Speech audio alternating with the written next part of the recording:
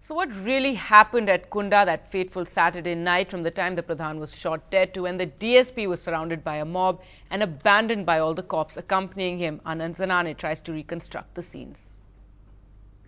At 6:30 p.m. on Saturday evening, Nanhe Yadav, the village Pradhan of Ballipur village, was at this tea stall having a cup of tea when four men came and gunned him to death.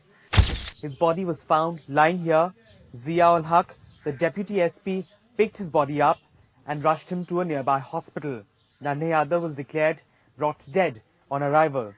This shopping complex towards my left is the bone of contention between Nanhe Yadav and those four men who actually are accused of killing him. Later, Zia-ul-Haq returned with the body of Nanhe Yadav back to the village. Once Zia-ul-Haq returned to Nanhe Yadav's house with his body, the atmosphere around his house was extremely charged. There were just 9 policemen surrounded by a mob of 300 villagers, clearly outnumbered. Now, the events that unfolded after Zia-ul-Haq and the 8 other policemen accompanying him were surrounded by this angry mob are fairly disputed. What we gather from the police is that Zia-ul-Haq and his men beat a retreat, but he was left behind. He was brought behind the house of the Pradhan and 3 gunshots were heard. 2 of them were pumped into Suresh Yadav, the younger brother of Nanhe Yadav. His body was found lying right here. In the meantime, the angry mob was brutally assaulting Zia-ul-Haq, and he was being beaten up.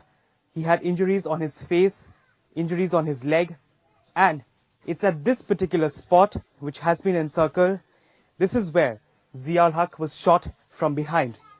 And later on, his body was dragged from here to that particular well. Now, these are the sequence of events which have been contested by Zia-ul-Haq's wife, Parveen Azad. She believes that there was a conspiracy hatched by Raja Bhaiya and his men to eliminate her husband. And she, however, has not given any significant evidence to prove that particular claim. But she believes, and she has raised several doubts about why her husband's service revolver is missing, why has the bullet which was used to kill her husband not been found, and why did the men who were accompanying her husband, the policemen, abandon him in such a manner? These are several doubts that have been raised by Parveen Azad, which obviously the CBI will now investigate. With camera person Ramesh Verma in Kunda, Nanhe for NDTV.